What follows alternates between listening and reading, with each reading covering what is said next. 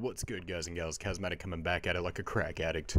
Today we're going to be playing on a second account that I've made, and it's low level and everything. It's just to take it easy, not to be sweating in public matches trying to hit anything, so we'll see how that goes. But I forgot that all I have is this hit marker beast.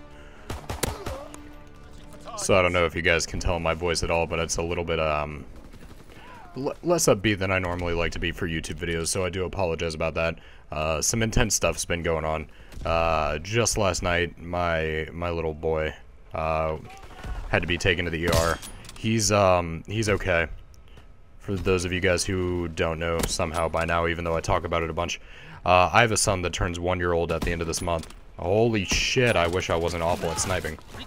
But he's okay. He kind of just had an illness on and off for a little while, and now he has an ear infection or something as well, so they got him antibiotics for that, so that should be fine. But that on top of a few other things is kind of bumming me out. I debated heavily the last couple days if I wanted to make a video on this or not, so that's why I'm pretty late to the party. But as you guys can tell by the title and the thumbnail as well, I kind of want to talk about the Logan Paul thing a little bit today. If I can... Holy shit. I'm sorry I'm so bad at sniping. But I don't want to really get too insanely much into the whole Logan Paul situation. I mean, the man, whether genuine or not, he just ended his 400+ day streak of uploading daily for this. So, like, clearly something's going on with, like, him, and he's reconsidering everything, so that's good. I mean, very, very basic. Like I said, I don't want to get too much into it, but he shouldn't have done what he did. It seems like he is apologetic for it, and I really hope he is. I know he's not going to be struggling at all, subscriber-wise or viewer-wise or anything of that nature, so I guess that's good for him. But it really made me want to talk a little bit more about my experience with depression, my experience with suicide, my experience with self-harm of myself and those around me. So let's go ahead and get into that a little bit. So first and foremost, if you guys are sensitive to that kind of thing, you don't want to hear stories about self-harm or suicide attempts or anything of that nature, then go ahead and click off the video right now. I definitely understand, and I want to give you a second to do that, because I don't want to expose anybody that doesn't, you know, that wants to stay away from that kind of stuff to it. That's the last thing I want to do. So here's your chance. Click off the video now if you're not interested in hearing about any of that kind of stuff. So if you guys are still here, I'm going to assume that you're okay hearing about this topic. Again, if you're not, please click off. I don't want to expose anybody to any kind of stories or anything that they're uncomfortable with. That's the last thing I'd want to do, especially with something as touchy as this. So like I said, I really don't want to talk about the Logan Paul situation more so than, yeah, obviously I find it at the very least very ill-advised what he did. And that's all I'm gonna say about it. Don't want to defend anything, but don't want to attack anyone either. I don't want to be involved in that right now. I'd like to grow on YouTube, but preferably in a more positive light than attacking anybody for mistakes.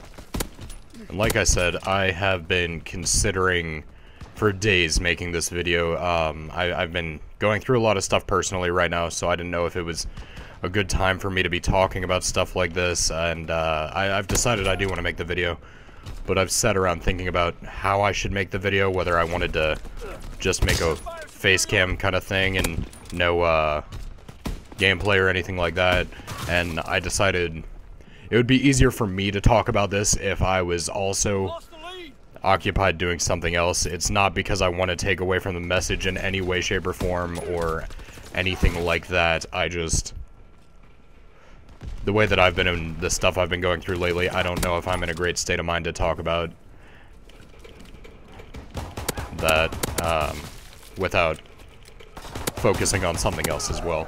So the whole experience has been pretty rough. There have been lots of people really, really disturbed and whatnot by this situation. So I've wanted to talk about this for a while on YouTube, and I've just never been comfortable enough to get this personal with you guys. I want to be open as much as I can, but it's hard to talk about stuff like this. But I thought to myself, you know, let's talk about this. I don't get that many views or anything like that, but if one person, as cheesy and generic as this sounds, if one person finds this helpful, if one person hears this and it lets them know they're not alone, then it makes this entire video worth it and some. Before I hit on anything else, I am going to post some phone numbers on screen as well as in the description below. The same phone numbers everybody else posts when they're talking about stuff like this, just the suicide prevention hotline and whatnot.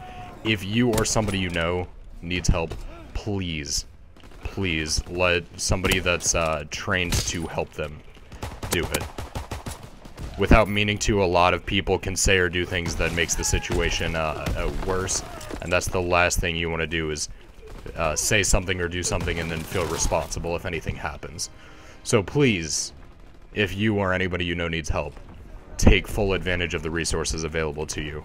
I personally never called any of those hotlines when I needed help, and I can't tell you how much I wish I had.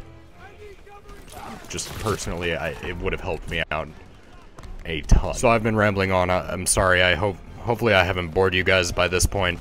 To be honest, I think part of it is just me trying to avoid getting into this because it's a topic I'm afraid to talk about with you guys. I'm very nervous about making this video. So let's start by talking about I'm not going to use any actual first names, but let's start by talking about people close to me that have personally had issues with self-harm, depression, even suicide attempts that I've personally been involved in. I had one of my best childhood friends growing up from very, very young age, like elementary school, like starting elementary school age. He went through some stuff with his family. His mother became ill. It was very stressful on them, and he did what a lot of people did and began to isolate himself, pull himself back from all his friends and family, and tried to be strong outwardly when in all actuality he needed so much help inside. He needed somebody to vent to. He needed somebody to be there for him at all, and it was so hard to tell personally for me and for those around him that he needed help, that a lot of us didn't even know what to do. And that's one of the things a lot of people notice. There are a lot of people that are suffering from depression and stuff that are very vocal about it, and obviously those are the easy ones to tell when something's going on. But a lot of people as well that go through that stuff handle it in a totally different way and pull back and don't. You would never know. There are people every day that hurt themselves and commit suicide that you would never even begin to guess had anything to be upset about. So you really never know what somebody's going through, the battles they're facing. So please be respectful and nice to everybody, and what I try to do is offer an open ear to anybody. I have a policy with all of my friends in real life, and even a lot of my internet friends, like the people I've started to get close to in the community, will tell you, I let everybody know. My go-to line is, I don't care if it's 1 p.m. and I'm at work, or it's 3 a.m. and I'm sleeping. If you need somebody, please contact me, no matter what way. I cannot always guarantee you that I'll be able to get back with you right when you message me, because, you know, I may not wake up from the message, I may be at work, there may be a million things, but I promise, if you just shoot me a simple message saying I need someone, or I need you, or anything like that, as soon as I can, the second that I see that and can respond, I'll be there for you. And anybody that watches this video, same to you. My Twitter DMs are always open, even if I'm not following you. If you need somebody to talk to about anything at all, please message. But back on subject. But back on topic. He ended up, you know, being okay, but he, to this day, is very messed up about that phase of his life. He's very insecure, very upset. Whenever he thinks about it, he needs to take a step back from everybody and everything he's doing and just get some time alone. And It's totally understandable. I mean, everybody handles depression differently. Some people's circumstances may seem like nothing compared to others, but regardless, it's nothing to turn your nose up at. It's nothing to not acknowledge. And that was a more mild case of the people I'm close to that have suffered from it. I had friends all growing up through middle school that would regularly, it was almost, I mean, anybody that's my age knows, it was almost commonplace for a lot of people to cut themselves and take part in self-harm and go home and hate their life. And that's natural. When you're figuring out who you are, you know, nobody's happy. And even after you figure out who you are, most people aren't happy in this world 100% of the time. You can be happy with your life. You can be content with everything that's going on. You can be proud of yourself, but that doesn't mean you're happy all the time. And there are a lot of people, the reality of it is that a lot of people feel insufficient, myself included, and they just, every day is a constant nightmare for them. They don't know how to, well, let me just be more direct about this. In my experience, I don't know what my value is. I don't know what my place is. Every single day I start to question who I am more and more. And I don't know what I want to do. I don't know what I'm passionate about all the time. I mean, I have passions. I love YouTube. I love gaming. I would love to inspire people and make this something that can help people. And I would love to do that. But I don't know who I am. If you ask me, my first name's Nick, or some people call me Nico. If you ask me who Nick is, some days I couldn't tell you the answer. And actually, I'll post a picture up on screen right now, as well as, you know what, honestly, forget the gameplay for right now. I'll get back to that in a second. Let me show you guys something. Sorry, this is probably really cringy. I know you guys probably can't see that too well. The first tattoo I ever got. It's cuts and stitches, and it says, "Stay strong" above it.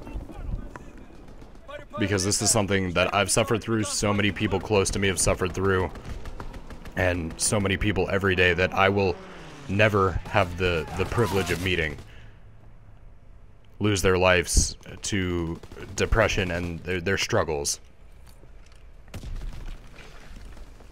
And that destroys me inside, because all I want to do is make people happier than life's made me.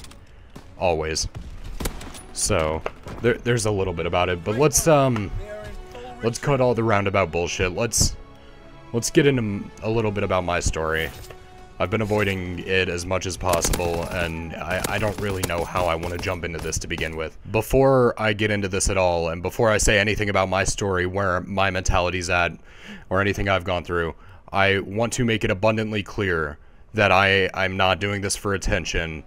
I don't want any kind of sympathy or pity or anything from anybody. That is not my intention at all, nor is it anything that I want or value personally. It would honestly just kind of bother me more if I'm wasting somebody's sympathy, empathy, or pity or anything like that on me, because I don't feel like I deserve it. There's so many more people that need help that don't have any kind of platform to speak about this, so please help your loved ones and those who care about you way before you worry about somebody like me.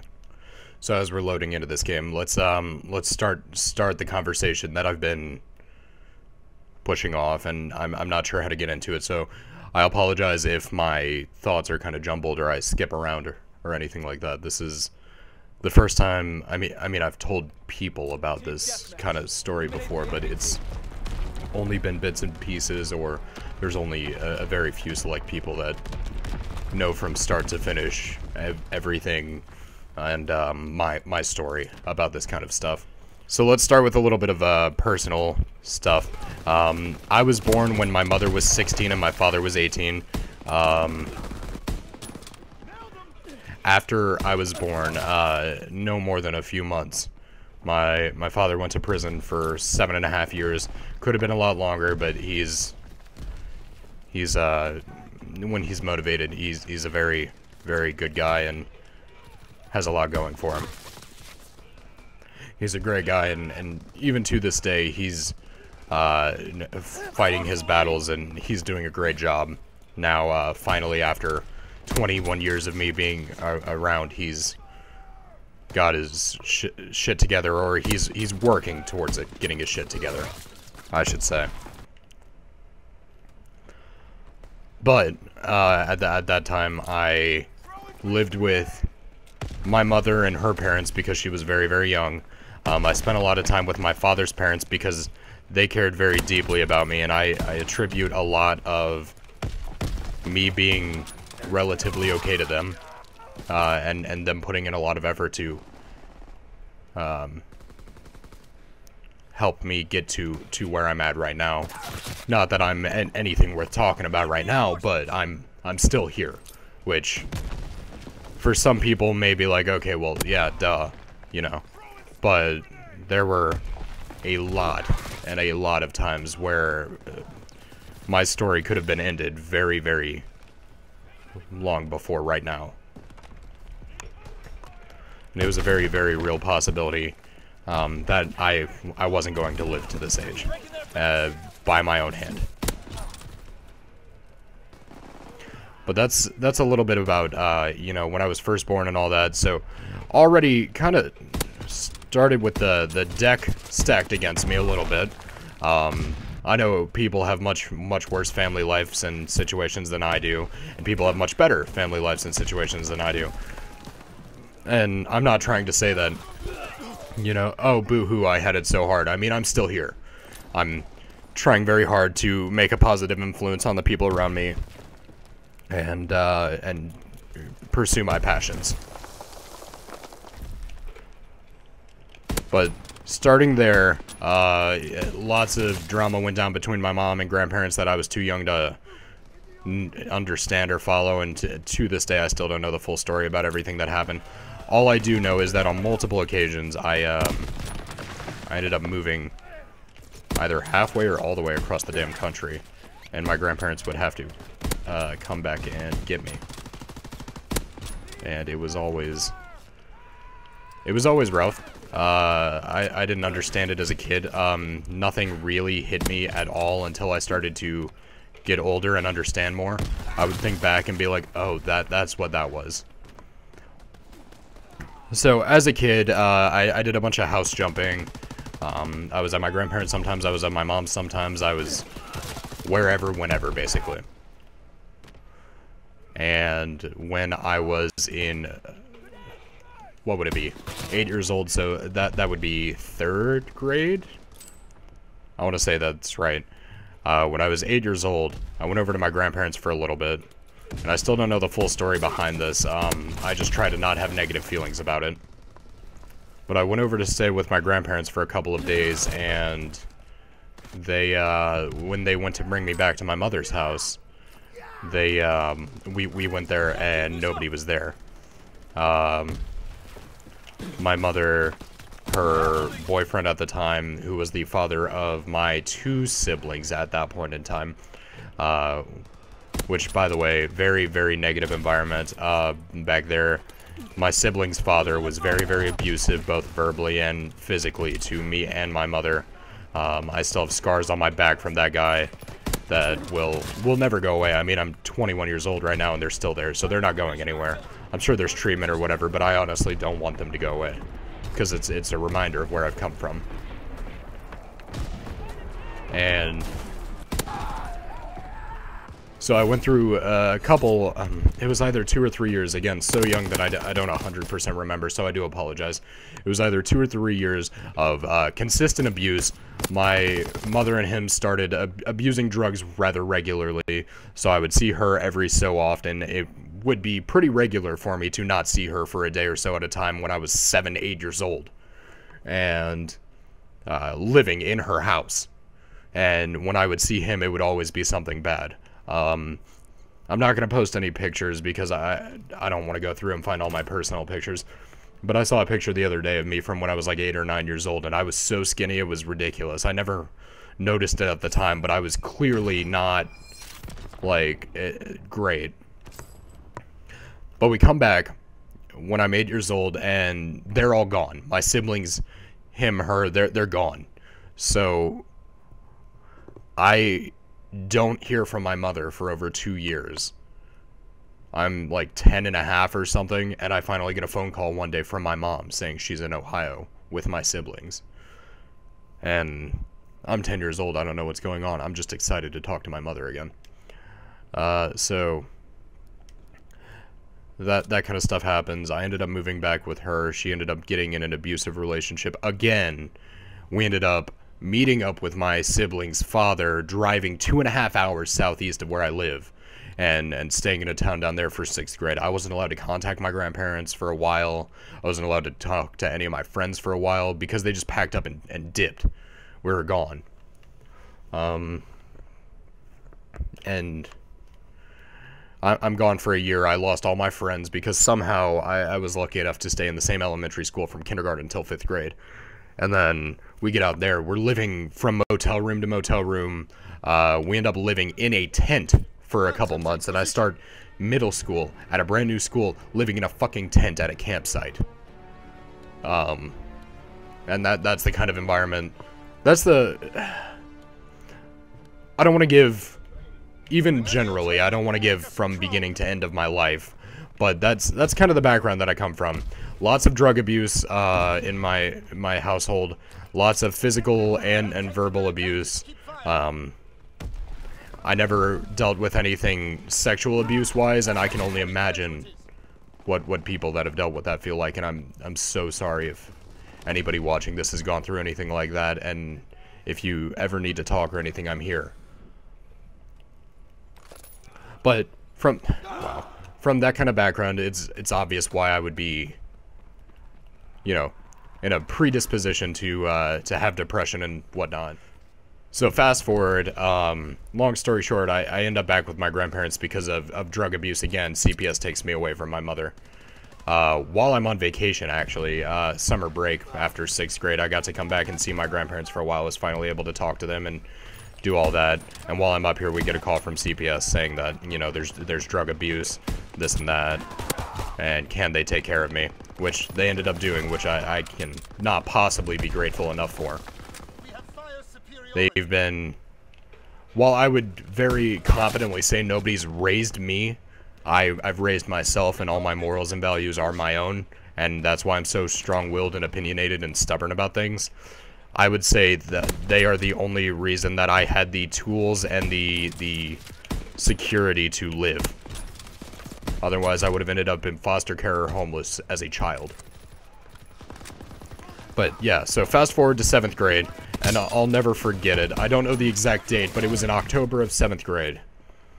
I was struggling really bad because I was like 12 years old.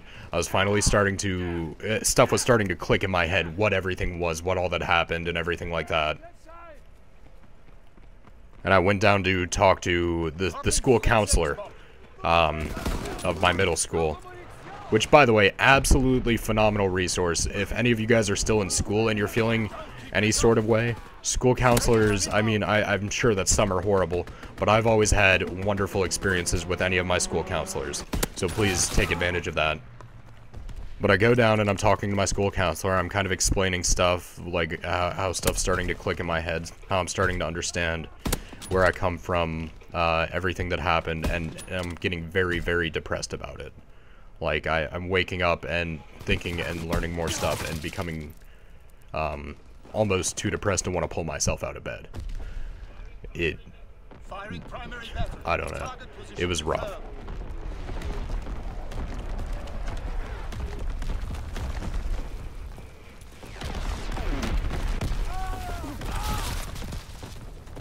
My studies were going poorly, my school work, my grades.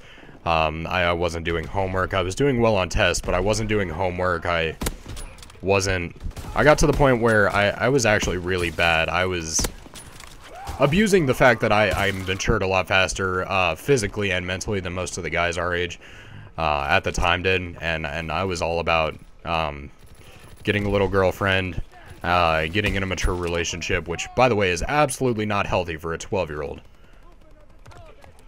But that's all I was about. And so my counselor suggested that I go talk to a I don't know what they're called. Somebody that, like, evaluated my mental health at this hospital. So my grandparents took me a couple days later to go do that, and I go and sit in this room with this woman, tell her about how I'm feeling, tell her about what's on my mind, tell her this and that, and tell her that was the first time that I had ever realized that I don't actually want to be alive. I didn't have a mom or dad like the other kids.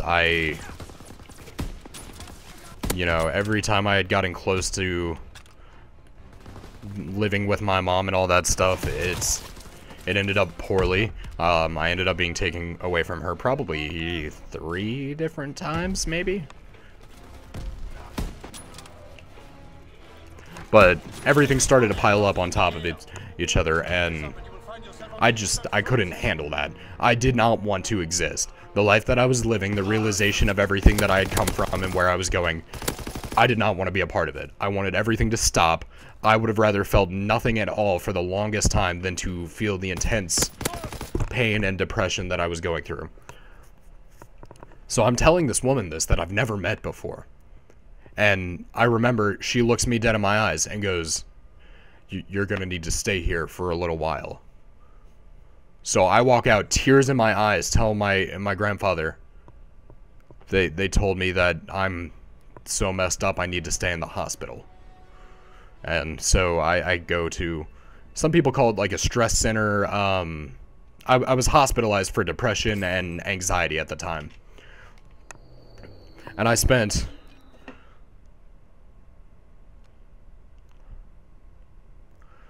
let me think. I'm sorry, I tried to block this part of my memory out because I don't like to think or talk about it. I want to say it was exactly 1 week. Like, if it had been another, like, 2 hours or something, it would have been a full week that I was there. And while I'm in there, there was everybody across the spectrum. There were people that were there from acting up and their parents didn't want to deal with them, so they put them there to fix them. All the way to people that literally, there was this one girl that walked around calling this guy her angel and just talking and yelling all night and doing really, like, she literally mentally, like, gone. Like, psychiatric ward, kind of thing. Like, if she went and committed a crime, she'd be committed to a psychiatric ward instead of a prison. That's how, like, gone this chick was. And I go in there, and I've always been a rather, I don't want to be a dickhead that talks myself up or anything, because I really don't think that highly of myself. But I've always been a rather advanced person when it comes to comprehension, intelligence, and everything like that. I was always very bright for my age. Did really well. I was always the kid that could get along with adults and have conversations with people's parents, older siblings, and all that kind of stuff. Stay wary. Pick your shots.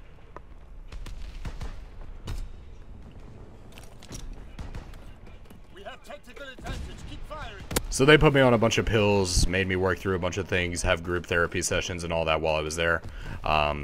Just very stereotypical stuff of being in an environment like that, which is fine. It was to be expected. I would say that the medications helped me out a little bit, but they also hurt me in a lot of ways. I got my wish. I wasn't feeling the depression anymore, but I literally couldn't feel anything. My ups were not as up, mood-wise. When I was happy, I wasn't happy. When I was sad, I wasn't sad. So I just kind of existed. And that almost made it worse. Going around thinking that I have no purpose, I'm not sure why I'm there, what I'm doing, or anything like that. But that's what I went in there hoping for, so I guess I got what I wanted. And so the whole time I'm there, by the way, I didn't get to tell anybody where I was going, or anything like that. So the little girlfriend I had when I was 12, which actually I ended up being with her until I was like 15. So, not little girlfriend. She actually played a really big part in my life. But I didn't get to tell her where I was going or anything like that. It all happened so quickly that I didn't get to inform anybody, and that that made people worry and made me feel like a dickhead and all that kind of stuff. So I don't know. It didn't help. Recon aircraft ready for mission. Recon airborne. Sorry, I just had to finesse that guy real quick.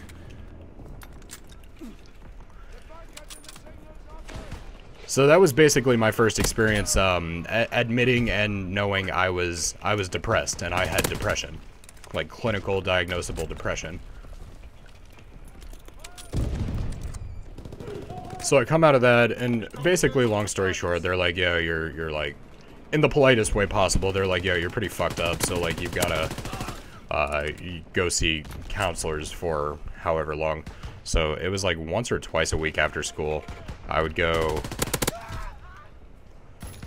and see a counselor from that hospital, which was nice. They were great people there. They took very good care of me, which, you know, I've heard that in some stress center situations that's not the case, and I can only imagine if you go somewhere to get help and the help is just worse. But I come out of there, go to counseling for a while, end up again, my mom gets out of jail or prison or whatever the hell she went to that time for drugs, and I end up moving in with her again. It was a miserable year. I went to another new school district, got bullied a little bit. I was very quiet. I was very not outspoken. My teachers loved me. I didn't do homework, but I did exceptionally well on my tests and everything, and I got along with all my teachers, and I had to go talk to that school's counselor about bullying and stuff like that that was happening to me, and my teachers were very, very willing to help me out, but I just really wasn't willing to call anyone out or do anything like that, because at the time, I was, at that point, it was years that I had already been, you know, 2 years, but years that I had already been not considering myself worthy of existing. So the last thing I wanted to do is hinder or be a detriment to somebody else's life. So I just kind of took it and went from there. But so that's always been in my back pocket. I've always had really bad depression issues. Took medication for it for a long time. Stopped taking the medication because I don't know, it's such a horrible situation, because I feel like life's not worth living if you're consistently in a state of depression like I was in, but I feel like life's even less worth living if you can't feel anything. So that's probably just me being dumb, but that's how I felt about the whole situation. And that's how I still feel about antidepressants and all that kind of stuff. If they help you, phenomenal. But if they make you feel nothing, then like, is that really better? So, at that point, on and off for a long time, you know, I was very, very bad offender of committing self-harm and doing stuff of that nature. I cut myself regularly. That tattoo actually covers up most of my scars, which is great, because it can be a positive message while, you know, not taking away from what was once there, so I can remember where I've come from. Wow, surprisingly enough, I'm actually doing pretty decent in these games while I'm talking about this. I also do apologize. I know the video is not going to be very exciting. A lot of it's just going to be me rambling on for a long time, not very enthusiastic or whatever. But it's more of a serious topic, so I hope you guys can at least kind of gain something from this. But then, fast forward to 15, I've been cutting myself pretty regularly, going through that, trying to cover it up and act like it's not happening. And me and the girl I was with, you know, from 12 to 15, broke up and all that, to be expected. I mean, I'm not going to marry the girl I'm with when I'm 12. But at the time, I thought it was the end of the world. You know, I was struggling very hard to get through it. Eventually, I did. And you'll notice a trend here. I consistently have self-harm and depression issues throughout my life.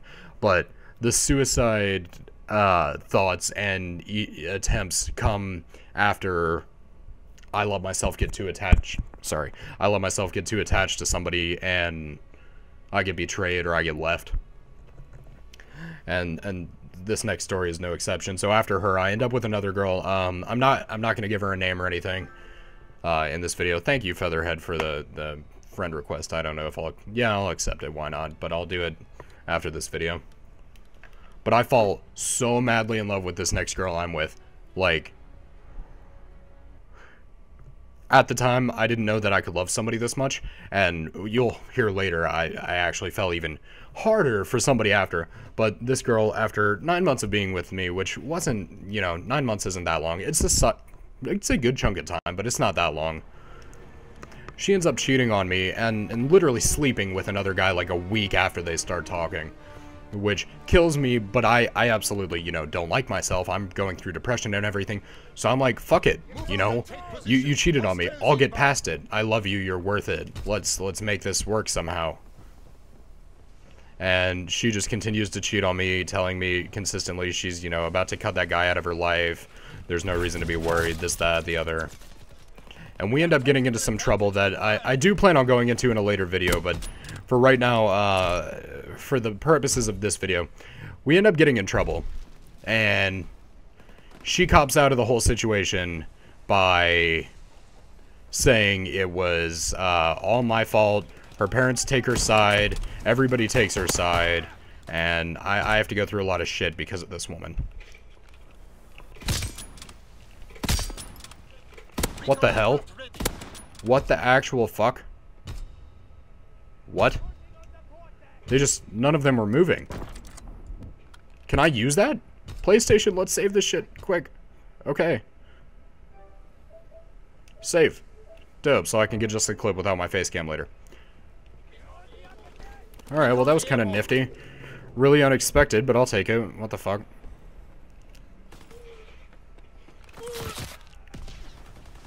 But she ends up leaving me. Everybody thinks I'm a dickhead, and I genuinely tried to kill myself. At that point, I was driving, I was working, all this kind of stuff. I want to say I was just like 16 and a half. No, I was 17 by that time. I had to have been, because I was like a junior. So I was like 17. And what I did for my first ever genuine suicide attempt, not just thinking about it, not just considering it, like actually trying to end my life, I parked my car in the garage and just left it running.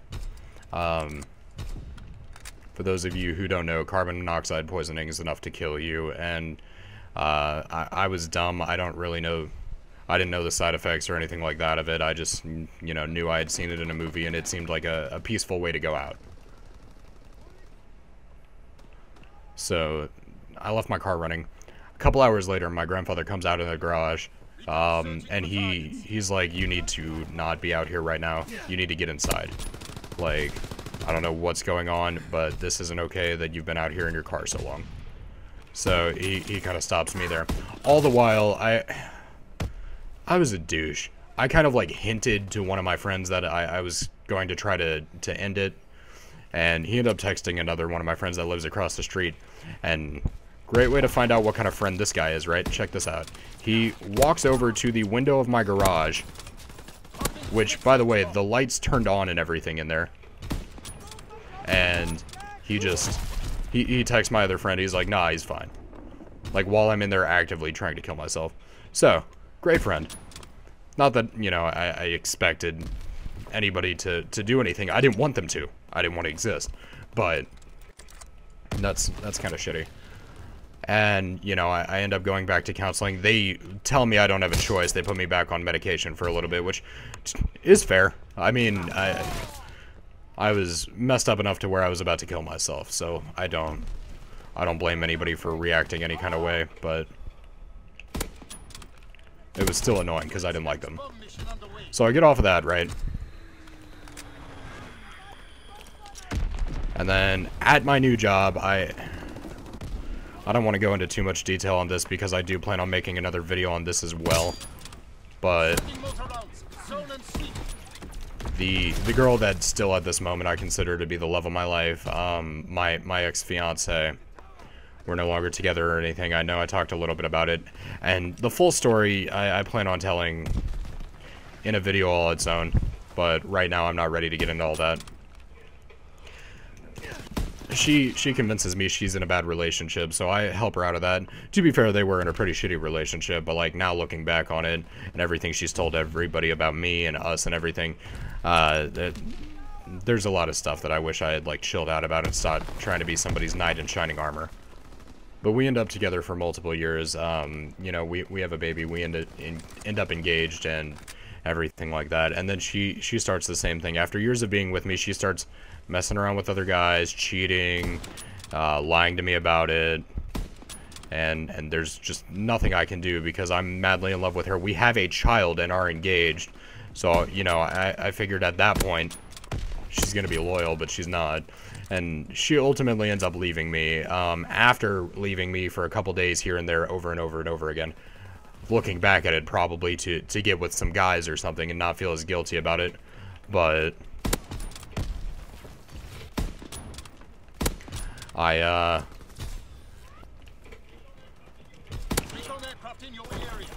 that could have been nice. But I end up trying to take my life after that whole situation as well. This attempt, I mean, I spent, I can't tell you how many nights I wanted to end my life. And let's be honest with this. Let's not bullshit around and call this anything it's not.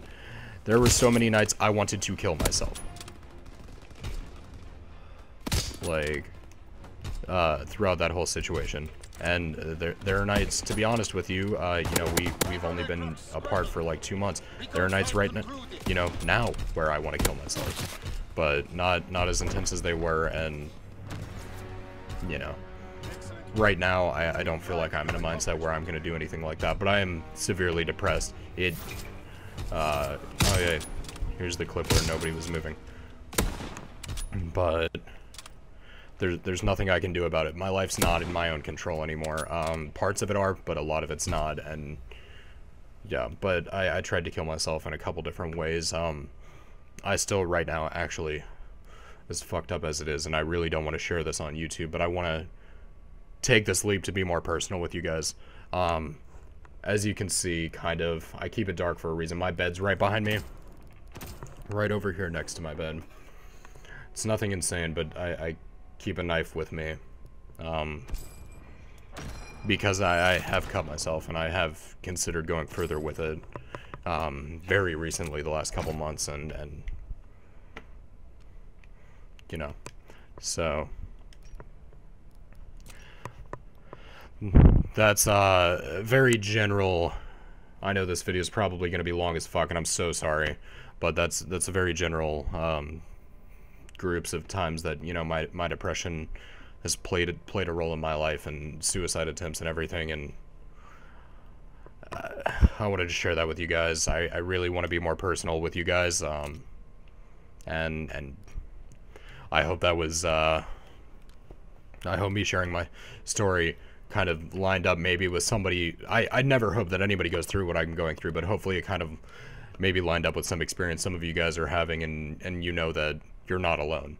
People go through fucked up shit every single day, and it's so not okay. Nobody deserves to go through any of the stuff I went through. Nobody deserves to go through most of the stuff any of you are going through. And everybody deserves somebody to be there. So please, if you need serious help, like you are considering ending it all right now, please take advantage of one of the phone numbers in the description. And if you're depressed, you're not quite at that level, but you feel alone, you feel like you can't talk to anybody about stuff, my Twitter is always linked down below. My DMs are always open. Your messages to me will never go anywhere except to me. And I will respond to every message I get as soon as I can. Please let me help you. Please don't be alone.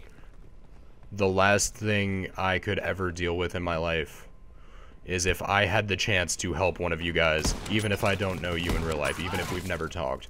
If I had the chance to help somebody and I didn't, that's the kind of stuff I can't get past. So,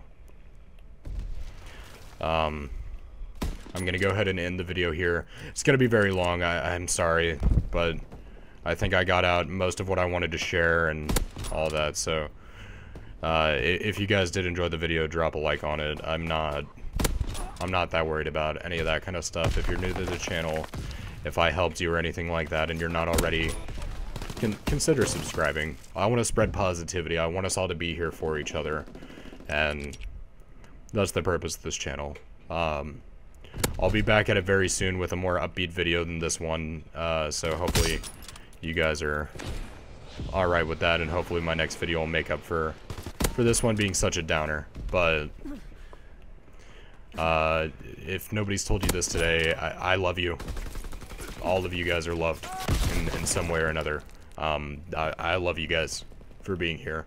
I mean that sincerely. You guys are all awesome. Everybody's unique, and there's not a single person on this earth that deserves anything but respect and love from others. So I'll cut out the video here, and as always, just take it easy, guys.